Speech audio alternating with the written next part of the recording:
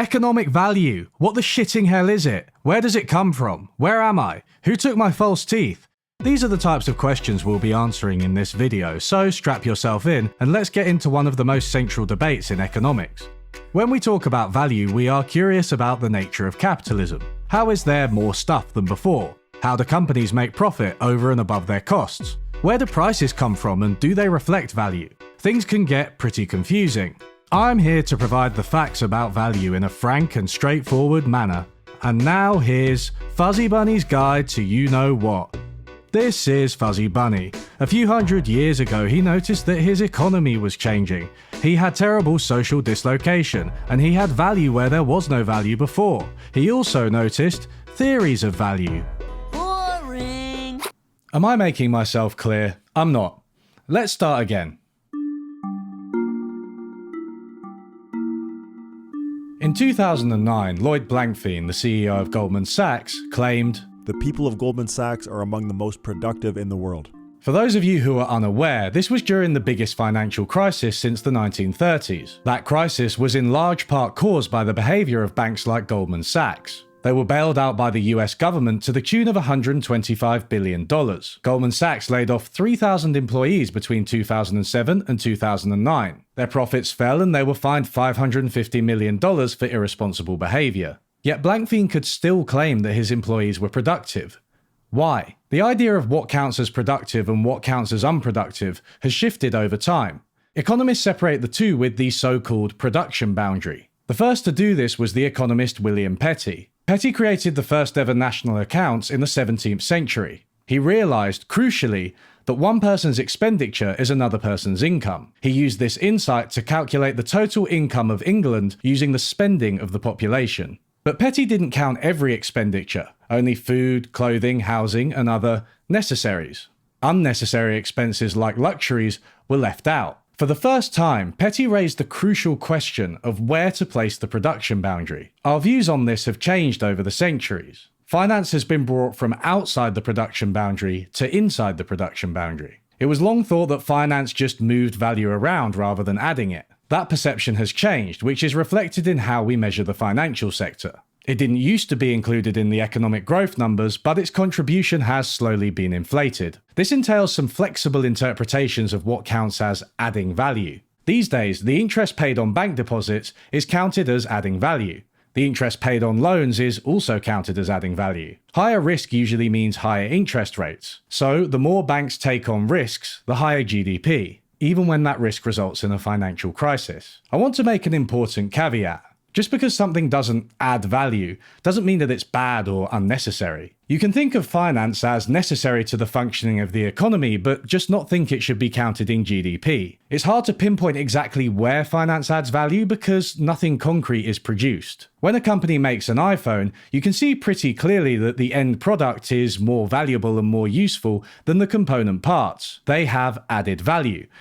For about 2 years, at which point new software makes the phone obsolete. Now, it's easy to mock silly definitions of value creation like Blankfein's unself-aware celebration of Goldman Sachs. But coming up with a coherent theory of value is far more difficult. You see, theories of value have always been caught up in this complicated space. On the one hand, they seem like scientific theories. They propose to predict and explain what happens under capitalism. They are sometimes mathematically deduced and tested against statistical evidence, as we'll see. On the other hand, they carry clear ethical commitments and moral implications. You can predict which theory of value someone subscribes to pretty well from their political position. This makes the whole debate around value ideologically charged, to say the least. With all these complications, it's tempting to define value the same way Ted Lasso defines the offside rule. I'm going to put it the same way the U.S. Supreme Court did back in 1964 when they defined pornography. It ain't easy to explain, but you know it when you see it. If someone creates a life-saving vaccine, then we can say with some certainty that they're adding value. If someone takes charge of a corporation and runs it into the ground while rewarding themselves, we can say they're destroying value. But things aren't always this clear-cut. We want more from our economic analysis than we can get from reading a newspaper. In her book, The Value of Everything, Marianna Mazzucato defines value in the following way. Value can be defined in different ways, but at its heart, it is the production of new goods and services. How these outputs are produced, production, how they are shared across the economy, distribution, and what is done with the earnings that are created from their production reinvestment are key questions in defining economic value. Also crucial is whether what it is that is being created is useful. Are the products and services being created increasing or decreasing the resilience of the productive system?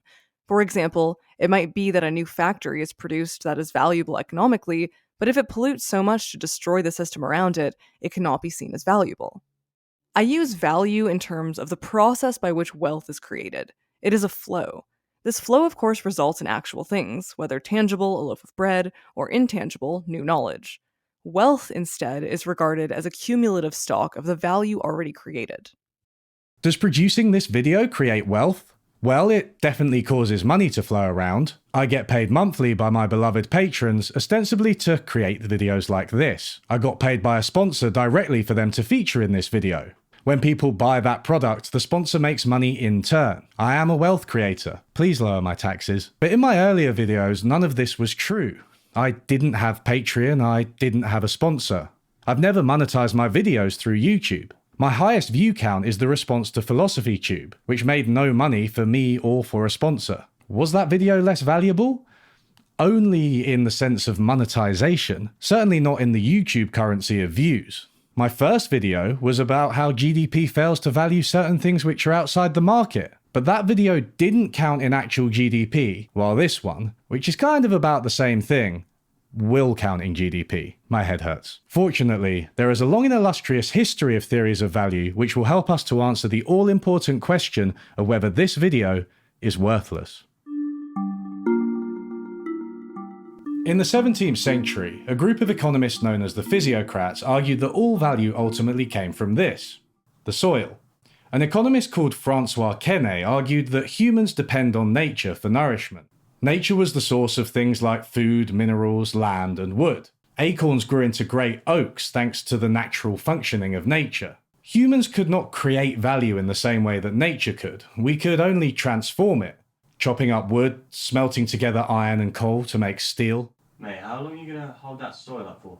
Yeah, I really wish I thought this through. Quesnay concluded that landlords are not productive, which led to some serious cope from the landed gentry at the time. How times change. Quesnay argued that what we now call the primary sector, agriculture, fishing, forestry, was the only sector that was productive. Those who transformed the raw materials, manufacturers, artisans, were not productive, even if they were useful in some sense. The third sector was the unproductive, sterile class, such as landlords, nobility, and clergy. They simply sucked value out of the rest of the economy and gave it to themselves. How times change. William Petty did not have a theory of value when he classed clothes, housing, and food as productive and everything else as unproductive. Quesnay's approach was more systematic and allowed him to build the first ever model of the economy. The tableau économique allowed him to explore how wealth was generated and who it went to. But today we don't think of agriculture and mining as the only value-creating sectors. In the 18th century, the main challenge to the physiocrats came from the classical economists. Adam Smith argued that all value came from labour. You could labour on a farm and grow food, or you could labour in a factory and make clothes. Both would add value in proportion to the time labourers spent on production. Like Quesnay before him, Smith drew a distinction between productive and unproductive sectors of the economy. He stated that labour is only productive when it is realised in a permanent object. This is a common intuition. People often complain that we don't make things anymore. Making something you can drop on your foot is seen as more real than entering numbers into a spreadsheet. Smith also thought of governments as unproductive, an interpretation which continues to this day. Unproductive workers, like those in services and in government, only consumed value. This led to Smith's theory of value. If the unproductive labourers were not to starve, the productive ones must sustain them. Therefore, the productive workers needed to create a surplus over and above what they consumed. The surplus would be shared with the unproductive workers. This led to Smith's call for the investment of surplus into productive labour only, where possible. Both Smith and Quesnay were a great deal more sophisticated than the theories that preceded them. For example, much earlier, mercantilists thought that value only came from this: gold.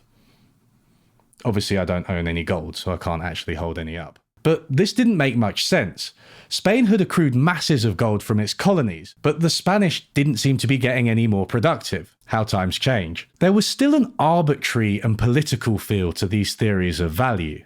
Kenne could never explain why turning wood into a beautiful chair didn't add value. Smith could never explain why labouring as a service worker like a cleaner didn't add value. Any answer you give to these questions is kind of arbitrary. For all you Ben Shapiro fans out there, logically you are often guilty of begging the question, assuming only certain sectors of the economy create value, then concluding that those sectors are the most important. Politically, both Smith and Kenne had it in for the idle classes such as landlords and nobility. Kenne's taxonomy was used to defend the old agrarian order. Smith's was used in defense of the up-and-coming industrial class. The political context of theories of value is going to be a bit of a theme in this video. But can we place our theory of value on a sounder footing? There was one economist who really dedicated himself to figuring out a theory of value. I am, of course, talking about David Ricardo. Ricardo felt that Smith couldn't explain how value was distributed between classes. This was a massively important question for any theory of value. We can't just look at production and how much wealth is created in total. We need to understand who the wealth goes to and why. Ricardo was meticulous in building up his theory. In line with Adam Smith, value was proportional to labour time in production. In line with Francois Kenne, Ricardo thought agriculture was especially important. In Ricardo's theory, workers were paid as much as they needed to eat and no more. The more productive agriculture, the lower the price of food. This meant lower wages to pay for the cheap food, which implied higher profits for capitalists since wages were a cost for them. Higher profits meant more investment and higher economic growth. But Ricardo wasn't optimistic about this growth.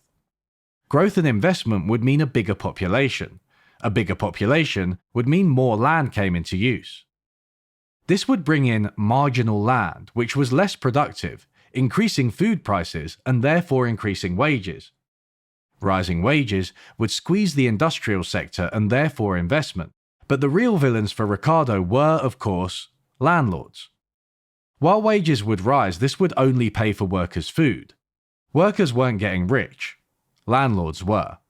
The landlords who owned the highest quality land would get more for every pound they invested. With food prices high, they would be able to extract more profit from the economy. This is what Ricardo called rent, an idea which is still used in economics today.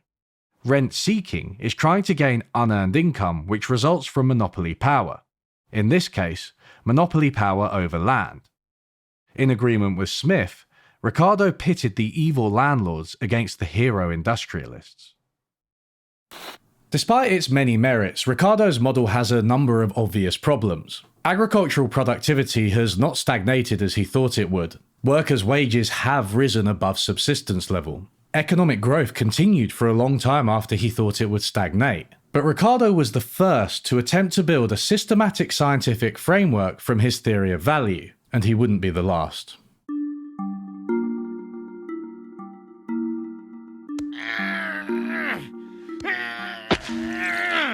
Until now, this was the only way to get juice from an orange. You mean there's a better way?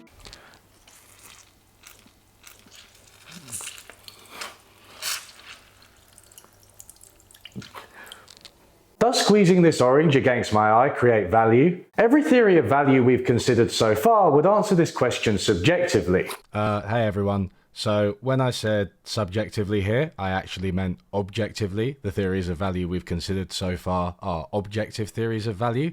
That's a pretty crucial distinction for me to get wrong. The physiocrats would say that I'm just transforming the value created by nature when it produced the orange. Adam Smith would say that I'm creating the juice, which is tangible, so I am creating value. Ricardo would say that I'm not rent-seeking because I don't have a monopoly over orange juice production.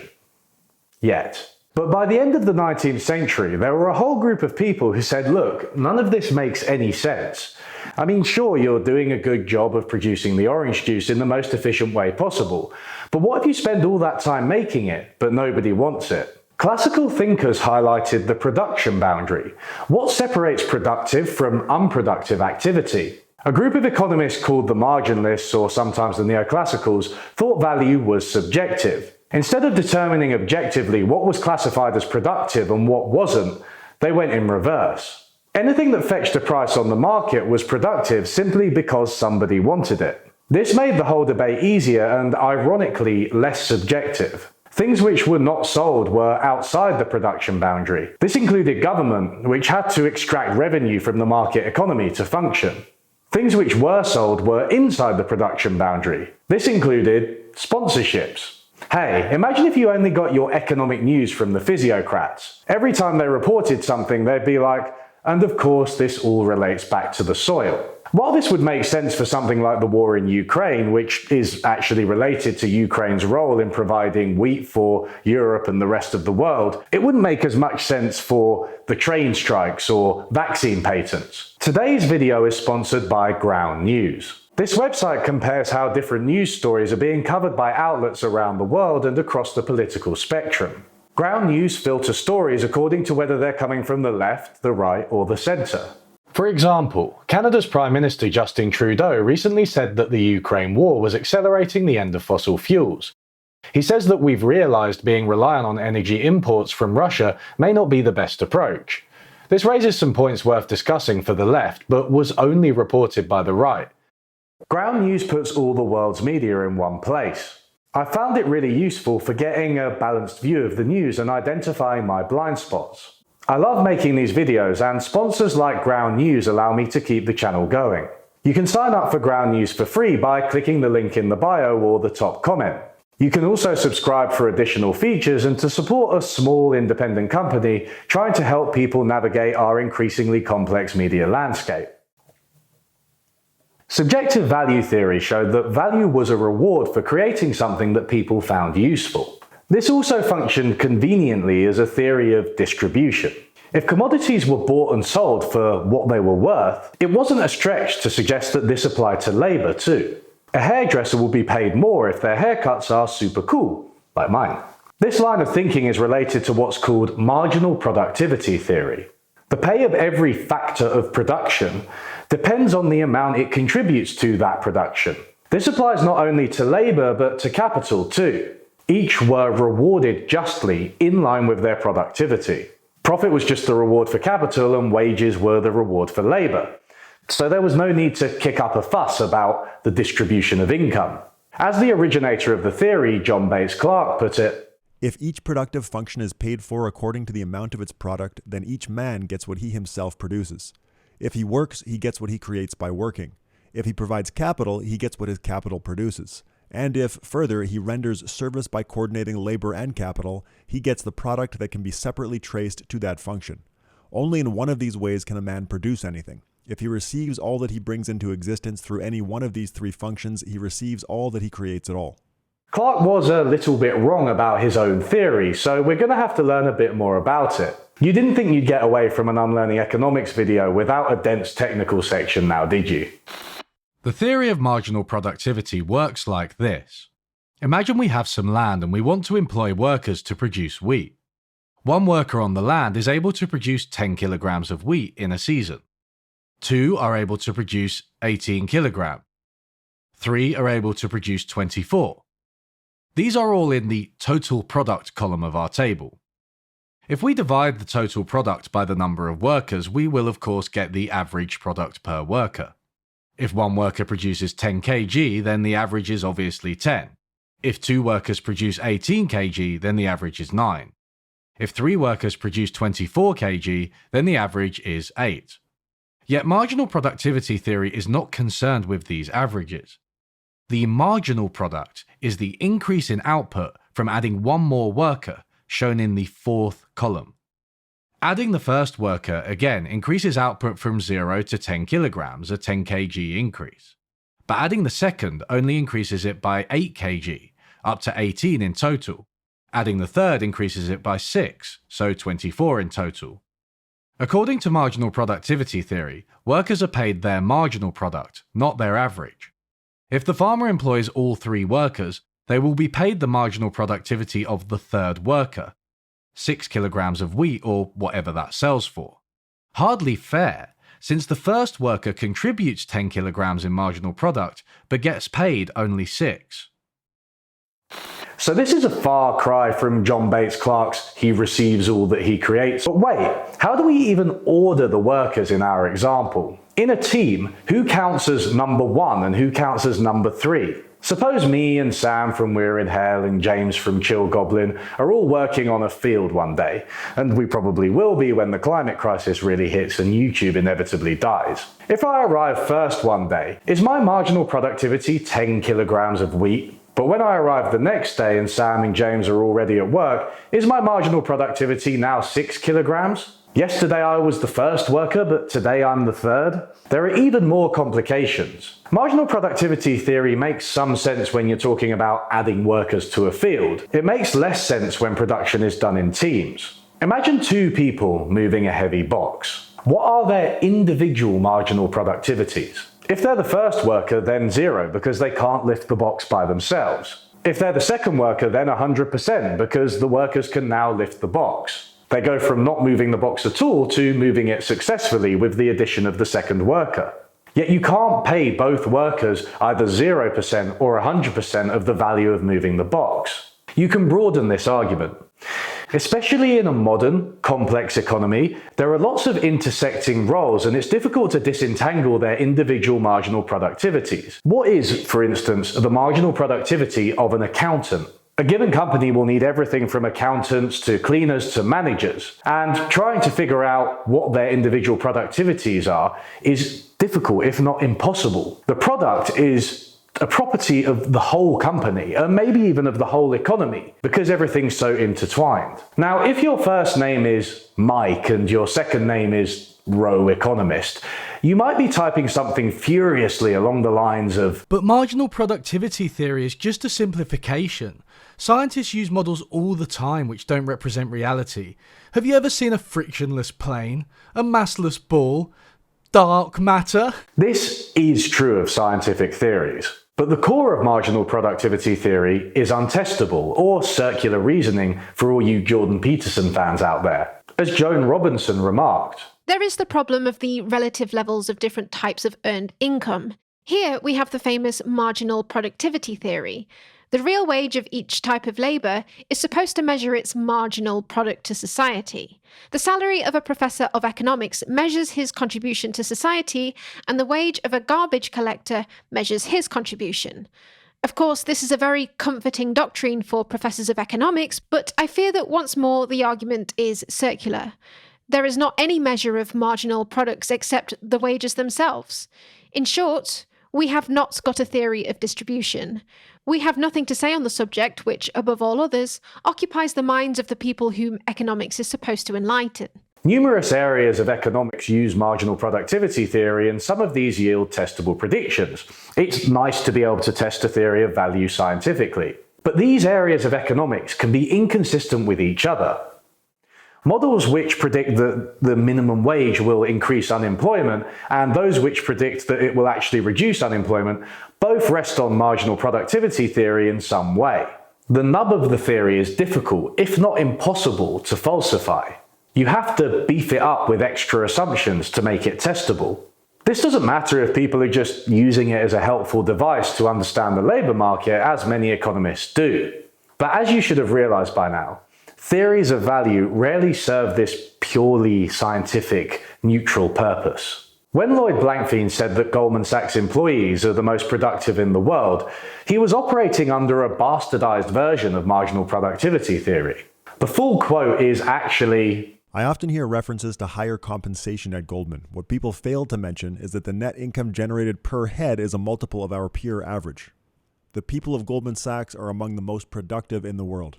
employees of Goldman Sachs are paid a lot, therefore they must be worth a lot. If they weren't, then Goldman Sachs wouldn't pay them that much, right? As Robinson said, this argument is completely circular. We have no measure of value other than the pay of the Goldman Sachs employees. John Bates Clark actually came up with marginal productivity theory during a time of labour unrest. It was a direct rebuke to unions who said they weren't being paid their worth. Yet we've seen that it's not possible to go from the technical theory to a moral theory of who deserves what. Even assuming a highly simplified world, the order of the workers is arbitrary. You can't say that one marginal productivity applies to all of them. Clark interpreted his own theory incorrectly for ideological reasons. Look, let's put all of my previous critiques aside. I could believe in marginal productivity theory, if I wanted to be wrong, and still be an anti-capitalist. All I'd have to say is that although capital is productive, the workers should own it, or maybe the state.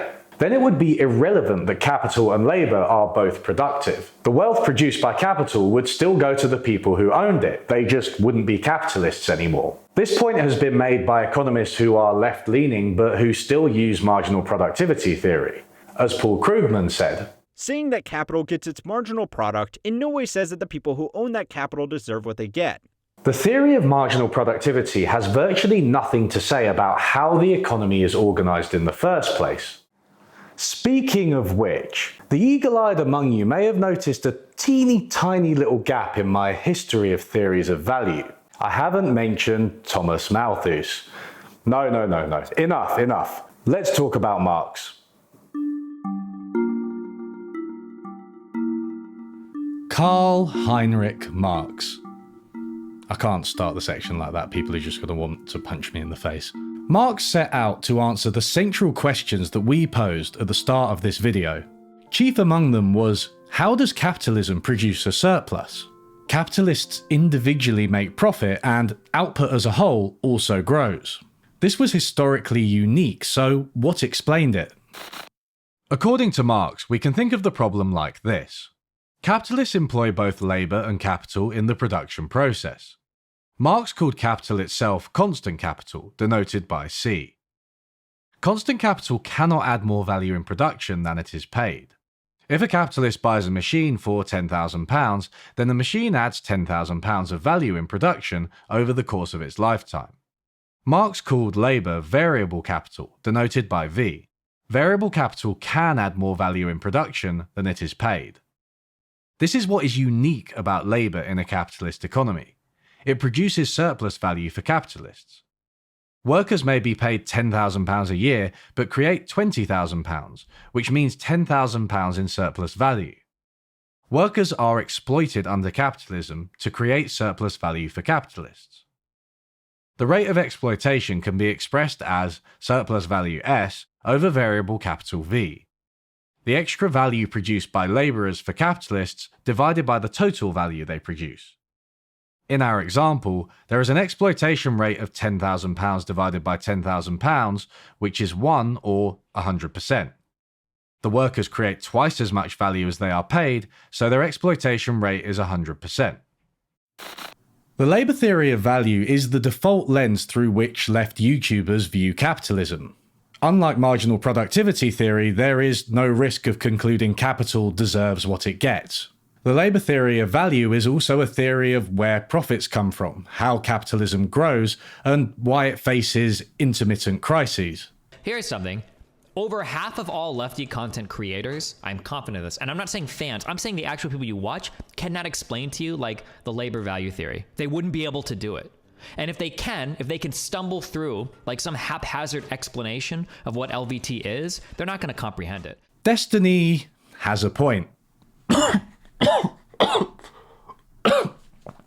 Sorry, the words got stuck in my throat. There isn't enough critical thinking about the labour theory of value on left YouTube.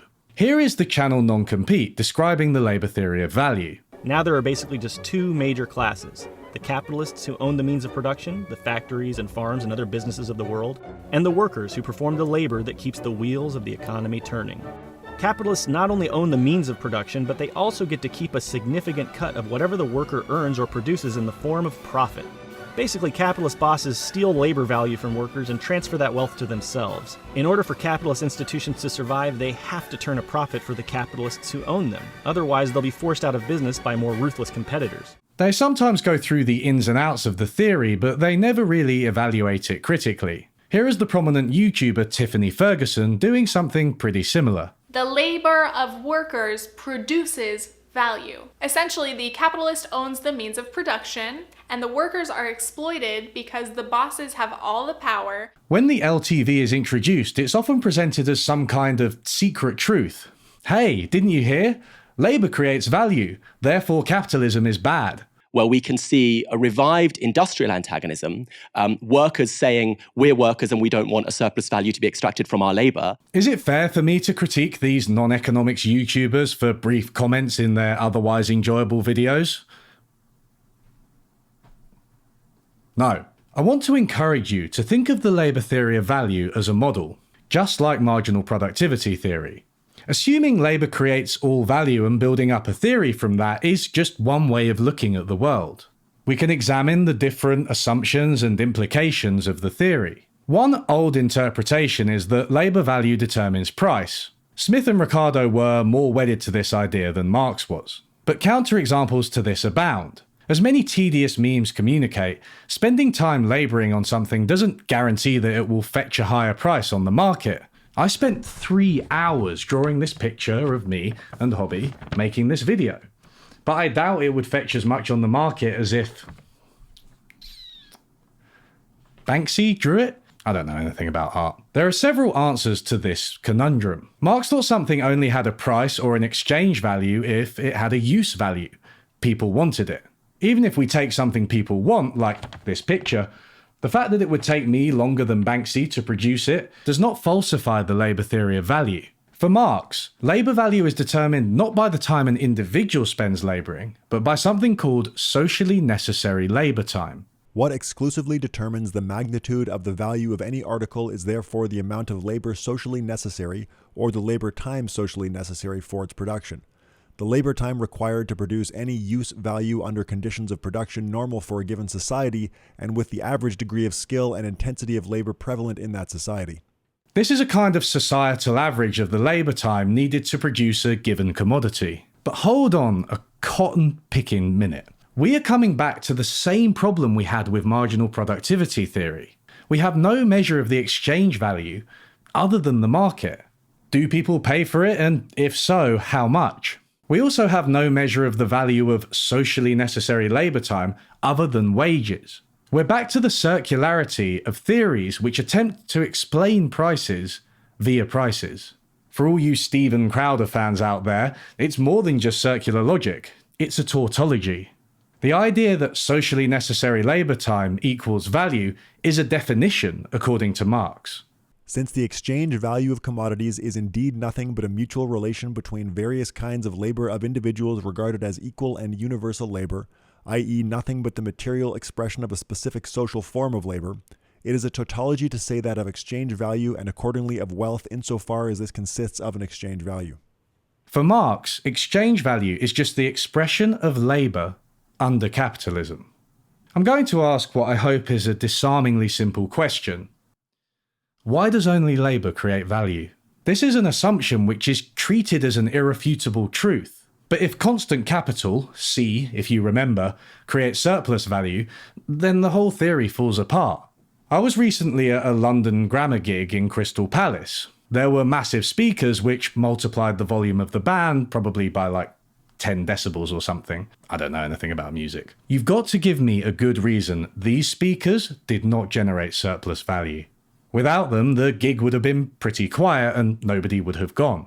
The same is true of the band, of course, but why is labour special? Marx's theory of exploitation assumes that labour values underlie capitalism. The fact that labour is not paid its true value underlies the charge of exploitation of workers. As David Ellerman puts it, this appeal to value can feel kind of mystical. The Marxian literature is quite taken with German philosophical jargon of appearance versus reality. Veils are constantly being stripped off of surface appearances to reveal hidden inner realities. Apparently, prices are a superficial market epiphenomenon, while Marxian values reveal a hidden deep structure. You can easily do this with any commodity. Ellerman uses the example of apples. Suppose that the true value of 10 apples is equal to 1 bushel of corn. Yet in reality, the person selling has to pay 15 apples for 1 bushel of corn. As with the labour theory of value, the actual amount paid differs from the underlying value. Ellerman continues in what I can only assume is a slightly irritable tone. Suppose the apple owner sells 300 apples in return for 300 divided by 15 or 20 bushels of corn. Let us pierce the veil of this competitive market transaction to reveal its inner nature. In return for the 20 bushels, the apple seller first gives up 200 apples. The 200 apples have the same value as the 20 bushels, i.e. at benchmark prices. Everything seems fair and square. The 200 apples were paid for by the 20 bushels. But then the apple seller is forced to alienate an additional 100 apples, which is appropriated as a surplus by the corn owner without any further corn payment in return. These extra 100 apples are the unpaid apples. In terms of corn, the corn owner gave up 20 bushels to receive the value of 30 bushels, so the surplus appropriated by the corn owner is represented by 10 bushels of corn. The ratio of unpaid apples to the paid apples is 100 divided by 200, or 0.5, so there's a 50% rate of exploitation. Beneath the facade of the market transaction, we have revealed the exploitation of the apple seller by the forced alienation of the surplus apples. This example is obviously ridiculous, but its basic setup is no different from Marxist theories. What is going on here, again, is a mix-up between ideology and science. Labour occupies a special status in the minds of many leftists for political reasons. Ones I tend to agree with. We can all appreciate the contrast between the hard-working warehouse staff and the supervisor who just stands there trying to look important. I've known you for 10 years and I've never seen you organise a party. Bollocks. What about my birthday party last year? Your mum organised that. Yeah, under my supervision. Some Marxists insist there is no such judgment embedded in the label of exploitation. I think this is bullshit. The same as when mainstream economists say a policy will enhance welfare but somehow aren't making a prescriptive recommendation. We all know what people, including the ones presenting the analysis, are going to take away from it. But that's just my opinion. For now, let's take the labour theory of value as an assumption and see where it leads us. As with most economic theories, this creates a whole mess of crap that requires advanced training in mathematics to solve. So, let's get to it.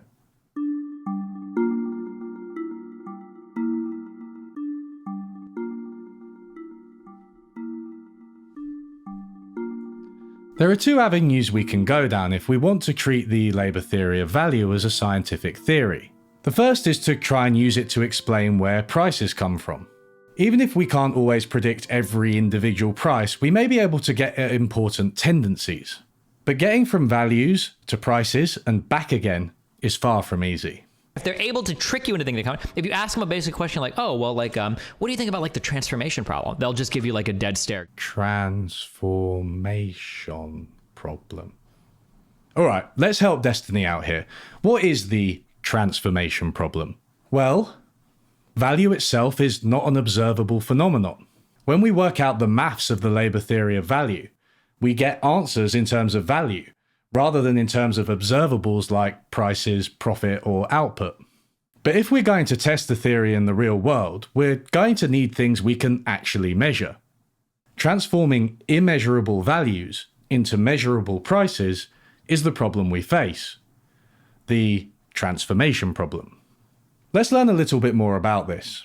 I'm going to use the simplest example I could find, which actually came from Wikipedia. If you don't fully get it, then don't worry too much, just move on to the next section. The idea is more about the mismatch between prices and values than it is about the specific mathematical example. Imagine an economy of hunters where workers can hunt either deer or beavers. The amount of labour required to hunt a deer is 2 hours, and the amount required to hunt a beaver is 1 hour. In this case, it's clear that 1 deer will exchange for 2 beavers. 1 deer takes 2 hours to hunt. 2 hours of hunting could instead get you 2 beavers. If the price of a deer were put up to 3 beavers, it would effectively cost 3 hours of labour. The buyer could just switch to hunting deer and put in 2 hours to get one. This holds for any values of the labour time required to hunt deer and beavers. Generally, the price of a deer will be LD over LB, where LD is the labour required to hunt deer and LB is the labour required to hunt beavers. Prices are determined solely by the labour embodied in the two foods, so the labour theory of value seems to predict prices in this simple example. Suppose that to catch deer or beavers you also need arrows. Now the cost of catching a deer is given by PD, which is equal to this nasty looking expression. The first part on the right shows LD, again, the labour required for hunting deers, multiplied by W, the wage paid to labour. The next part concerns the arrows. AD is the number of arrows required, multiplied by PA, the price of each arrow, multiplied further by 1 plus R, which accounts for the return R paid to the arrow owner, a capitalist of sorts. Arrows are also produced by labour, which takes LA hours multiplied by the same wage W. If we put this expression for the price of arrows into the one for the price of deer, we get this. The one for beavers would look similar, just with all the D's replaced with B's. We have the competitive market price of deer and of beavers. Competitive market prices are just equal to costs. But let's return to the labour theory of value. What is the labour time embodied in each food? We can call this ED. Well, for deer, it is simple. The labour put into hunting the deer LD, plus the labour from the arrows times the number of arrows. If you've not followed so far, just note this.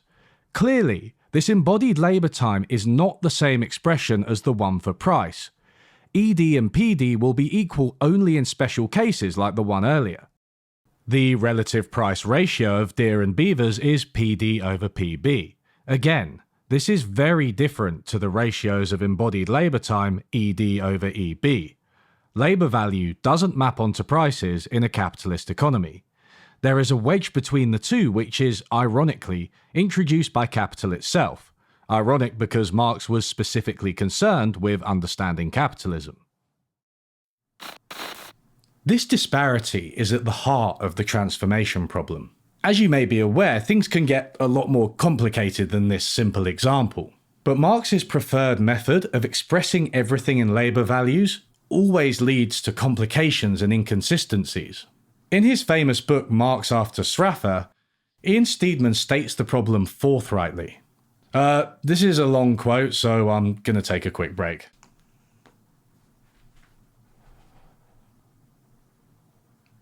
It may be worthwhile to state at some length why Marx's solution is internally inconsistent. In a given economy in a given year, there will be a bundle of commodities going to the capitalists, which constitute net investment and capitalist consumption. A bundle of commodities which replace produce means of production, the physical aspect of constant capital, and a bundle of commodities going to workers as wages, the physical aspect of variable capital. In order to form a rate of profit, it is clear that one must value these three bundles in a consistent way. Marx values them in terms of embodied labor to obtain an aggregate surplus value S, constant capital C, and variable capital V, and then defines the rate of profit in value terms as S divided by C plus V. To obtain the rate of profit in money terms, however, one must value the three bundles in terms of prices and then divide profit by total capital. If all prices were proportional to values, i.e. to quantities of embodied labor, then it will be clear the two rates of profit in value terms and in money terms would be the same. In general, however, the two rates of profit must differ once prices diverge from values, which is precisely the situation that Marx was concerned with. Now, if these two profit rates differ, which is the significant one? Which will affect capitalist decision-making and actions? And which will tend to be made uniform as between industries in a competitive economy? The answer is self-evident. It is the money rate of profit which affects decisions and tends to be equalized. The value rate of profit used by Marx is of no concern to capitalists. It is unknown to capitalists, and there is no force acting to make it equal as between industries.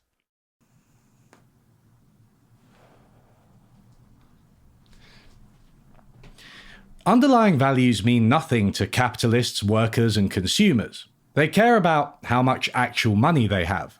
Capitalists take their decisions in terms of nominal prices, as in the ones you can see when you go to the shop. They care about the nominal rate of profit, as in the one they report to their shareholders. This inconsistency between values and nominal magnitudes creates a system that's mathematically unsolvable. You cannot transform values into prices in this way. What you can do is model the economy successfully without appealing to value. This is why I don't like appealing to underlying metaphysical concepts. Steedman shows that we can have an economy as a representation of physical inputs and outputs. With modern mathematics, we can add much more than we saw in our simple example. From this physical representation, we can calculate prices, profits, and output. There is no need to transform things into values. It leads to complications and inconsistencies. Kind of like Game of Thrones Series 8. I don't know anything about television. Okay, so that's a lot of theory. The next time someone tells you to read theory, you can safely say that you've done it. But what about the empirical evidence for the labour theory of value? If there's good empirical evidence, then surely there's something to the theory, even if we haven't fully ironed out all the kinks. Paul Cockshott has produced graphs like this. To try and prove the labour theory of value predicts prices in a given economic sector. On the x-axis, we have labour time, measured by millions of full-time equivalent employees in a sector. Time spent labouring should be highly correlated with the value of labour. On the y-axis, we have value added in production, in billions of dollars. Value added is dependent on sales and therefore prices. This seems to show a large correlation between the time spent in labour and the value produced. All hail the labour theory of value. The problem is that a correlation at the level of sectors of the economy does not guarantee values are correlated at the individual level. This is known as the ecological fallacy. If you've watched my previous video on Jordan Peterson and gender discrimination, you'll know that I went over it in excruciating detail. Please don't make me do it again. Fine, let's do it again. Cockshott's error is actually pretty simple. Birchler and Nitzan argue that the correlation can appear just because both a labour value and output are correlated with the size of a given sector. Here we have a spreadsheet they use to illustrate the problem. There are 20 sectors and each produces a different level of output. The level of output is higher as you go down the spreadsheet. Each sector also has a price for its type of output, and this is randomly generated between 1 and 10.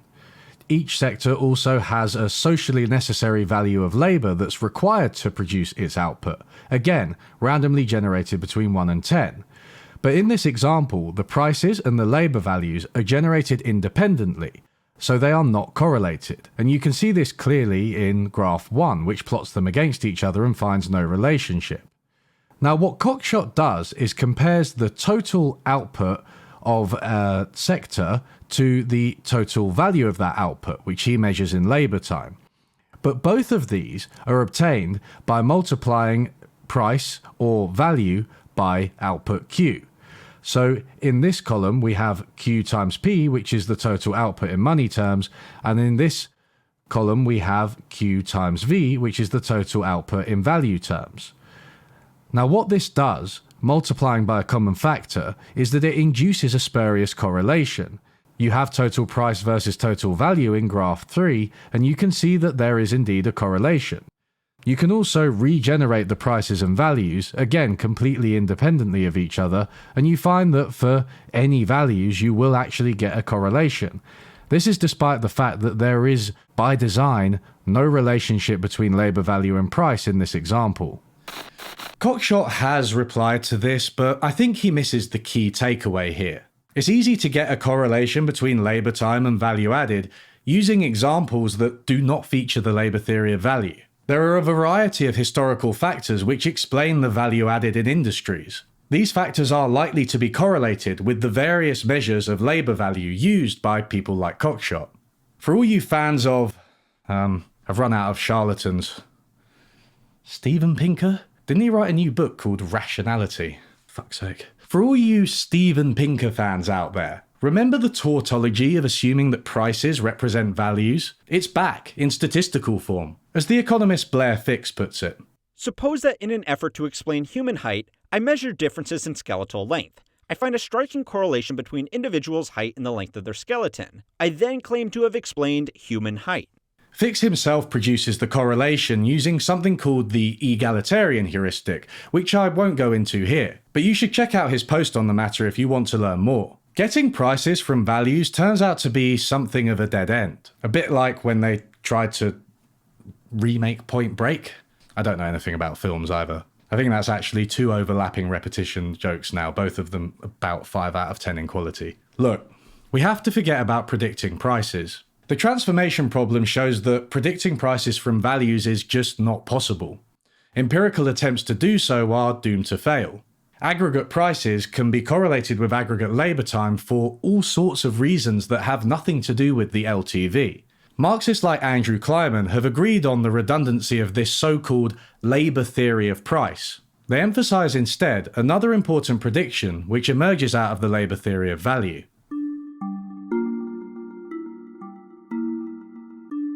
If we can't understand prices, then maybe we can understand profits. Profit is at the core of value creation. It's what separates capitalism from other historical systems. One of Marx's key predictions concerned how sustainable capitalist profits would be. If we assume that only labour creates value, and make the further assumption that capitalists will tend to invest in labour-saving technology, then the volume of capital used in production will increase relative to the volume of labour. Capitalists will choose machines over labour to produce output more easily and efficiently. This means less surplus value because, remember, capital can't produce surplus value according to Marx. Less surplus value means less profit.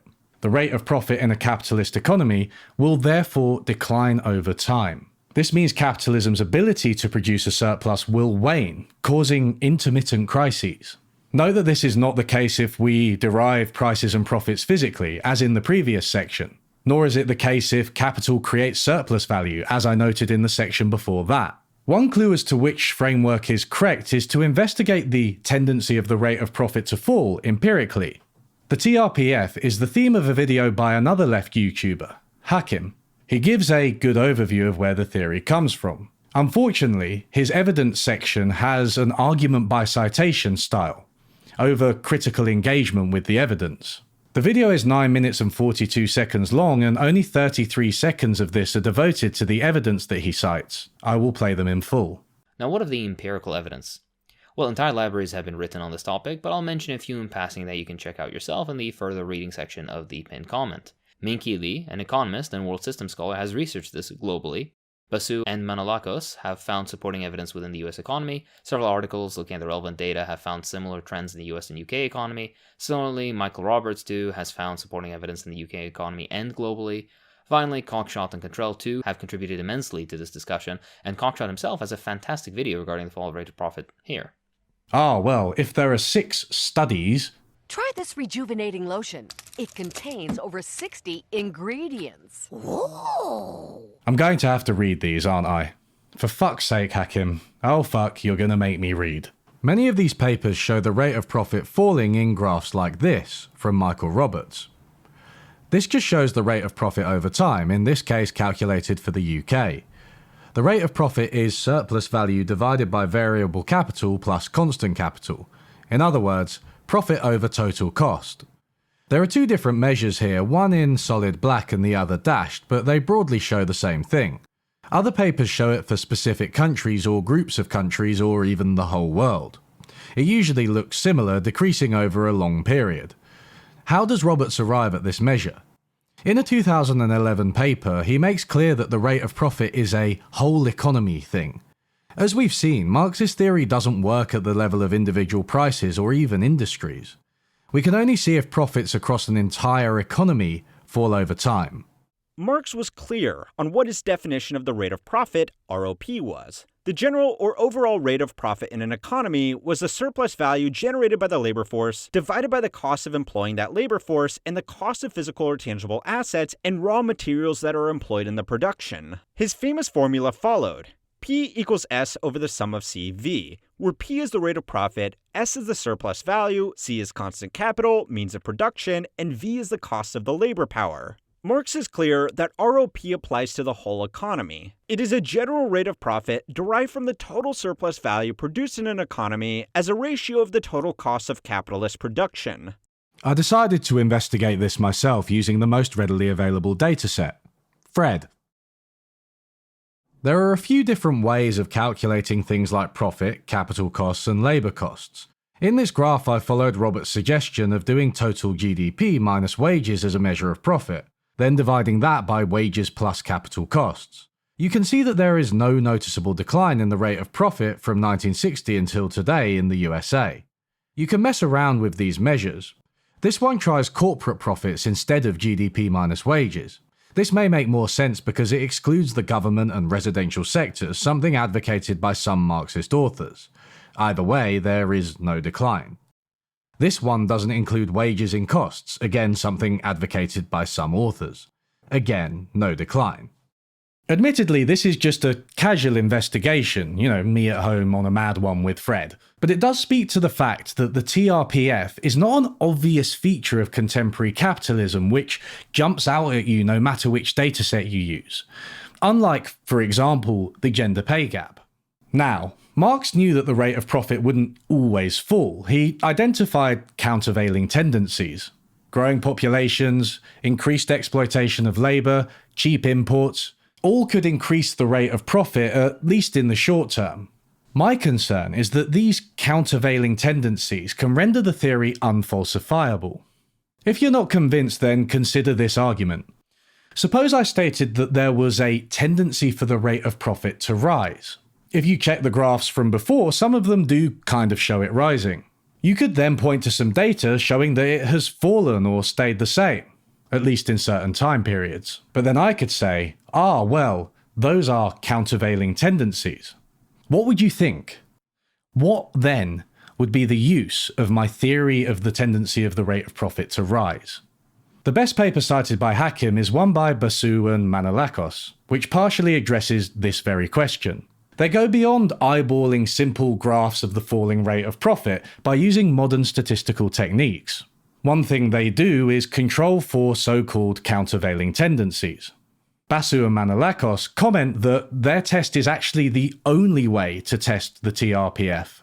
Without controlling for countervailing tendencies, they say, any test is invalid. This is a big claim because it invalidates every other paper cited by Hakim, something he doesn't seem to note.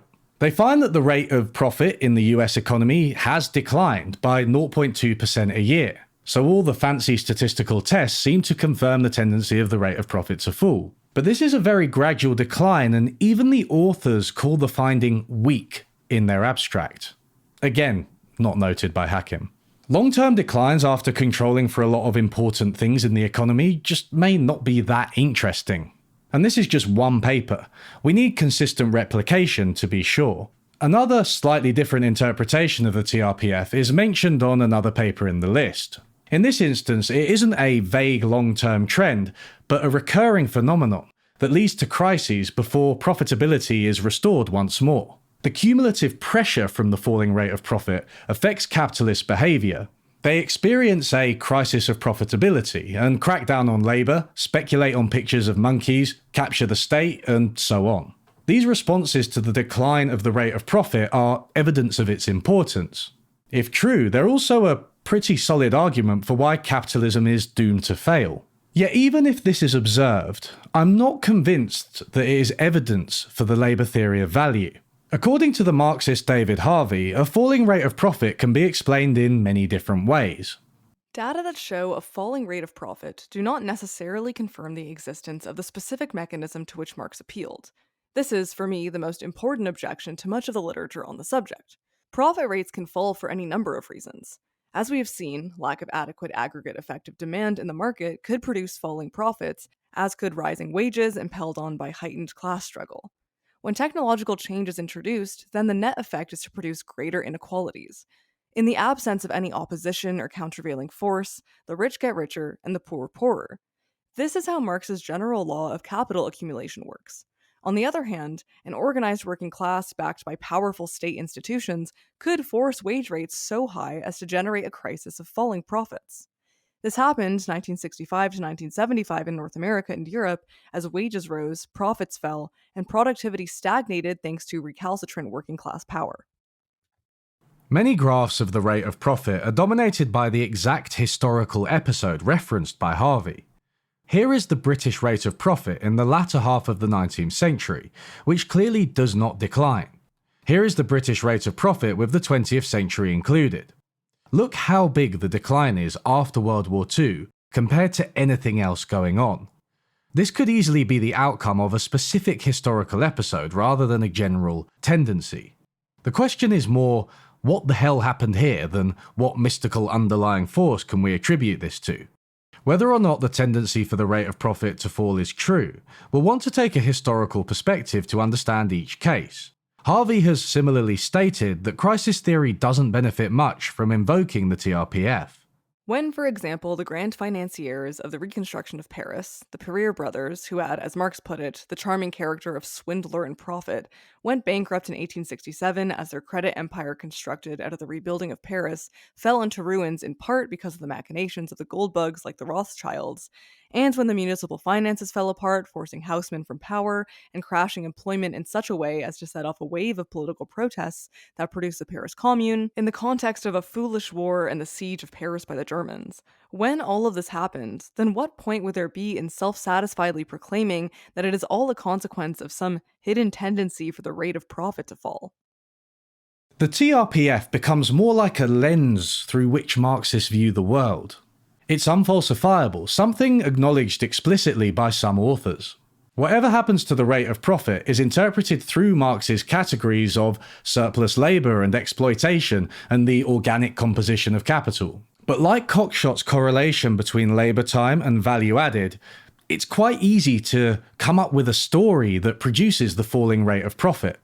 Look, I'm not outright dismissing the enterprise of investigating the labour theory of value empirically. A lot of economics has suffered from a lack of data for a long time. Only relatively recently has the mainstream of the discipline progressed beyond silly theories. But investigating this can feel like a Sisyphean task. Every time I have one critique of the theory or evidence, there's another interpretation which I'm told has finally solved the problem once and for all. The labour theory of value has failed to explain the dynamics of individual prices or industries. Its adherents have therefore resorted to doing macroeconomics, the worst of all the economicses. Sparse data across long time periods doesn't really lend itself to robust empirical testing. You have small sample sizes, poor data, and what are sometimes called regime shifts in the economy. Can we really lump together today and the 19th century as part of the same statistical test?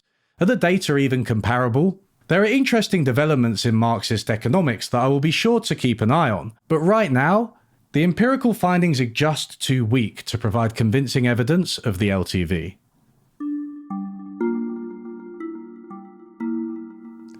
I've never been able to escape the nagging feeling that theories of value are just a reflection of the time period. The mercantilists were around at a time when imperialism was rife and countries were stealing a lot of gold. They concluded that precious metals were the source of value. The physiocrats were around at a time when agriculture dominated the economy. They concluded that the soil was the source of value. The classicals were around at a time when industry began to take over the economy.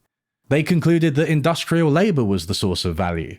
Marx came up with a version of the same theory that addressed the misery caused by industrial capitalism.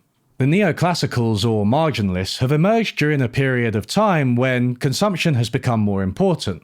Their theory of value centres around subjective utility from consumption. I know what you're all thinking.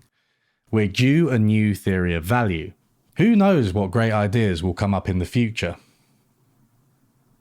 Hey, maybe Elon Musk could solve the problem of how not to be a little bitch. If his theory of value is true, then that'll probably double his wealth. I've always liked the idea of going back to William Petty's theory of value, based on needs. The notion of essential workers was immediately understood by everybody at the start of the pandemic, then quickly dropped. One thing is for sure. Theories of value are called upon to do more work than they are capable of doing. They purport to serve both ideological and scientific purposes, yet they seem to fail at both. Believing in marginal productivity theory doesn't mean you have to be pro-capitalist, even though John Bates Clark confused this point for everybody for 100 years. Believing in the labour theory of value doesn't mean you have to be anti-capitalist. Smith and Ricardo certainly weren't. And being anti-capitalist certainly doesn't mean you have to believe in the labour theory of value. Having an eye for the fact that labour has less bargaining power, that there are monopolies and those things are bad, that crises happen and that there is an environmental crisis. None of these things require you to buy into the labour theory of value. As Joan Robinson put it, no point of substance in Marx's argument depends upon the labour theory of value. Voltaire remarks that it is possible to kill a flock of sheep by witchcraft if you give them plenty of arsenic at the same time. Marx's penetrating insight and bitter hatred of oppression supply the arsenic, while the labour theory of value provides the incantations. So, should we abandon this so far fruitless search for a comprehensive theory of value? Well, no. Theories of value are the best attempts we have at understanding this goddamn economic system. Just because we haven't nailed it yet, it doesn't mean the journey hasn't been worthwhile. Again, Joan Robinson, who is actually Mooncat, put it best. The concept of value seems to me to be a remarkable example of how metaphysical notion can inspire original thought, though in itself it is quite devoid of operational meaning. Think back over this video. Wasn't it fun and interesting, all that stuff what we talked about? Discussions of value help us understand how capitalists make profits, how capitalism expands output, and how prices are determined. In my opinion, nobody has come up with a satisfactory answer to the question, what creates value? But that doesn't mean we shouldn't keep asking. See you next time. Hey everyone, thanks for watching this. I'm recording a little bit after we recorded the main video. Obviously, doing it on camera was substantially more difficult than just doing a voiceover, but I hope it was worth it. Yeah, I think the the kitchen audio. Me and Hobbie probably notice it more than you will, because obviously it's our creation, so we're like pretty fastidious about it. But yeah, the kitchen audio was really grating me, so I won't be recording for long in that kitchen again. It's just so echoey, but you know, it was worth it to be able to squeeze an orange against my face. Anyway, thank you so much to my patrons who are scrolling by the screen as you watch this. Thank you so much to my producer Hobbie, and thank you to everybody who did quotes for me. And yeah, I think I've said everything that needs to be said about theories of value in the video. To be honest, there's no point in going over it anymore. But it's such an interesting area. I really do love it. Even though I also think that most people who promote one or the other are basically full of shit. So anyway, I'll see you all soon. And you know, I feel like I say this at the end of every video. My next video, I'm actually just gonna do a short video. Like, it's gonna be short. I'm not saying my next video that I'm planning will actually be short and then just like because I want it to be. I'm saying I'm designing a video to be short that's about something that's much more narrow than like value. So I'll see you all then. Bye.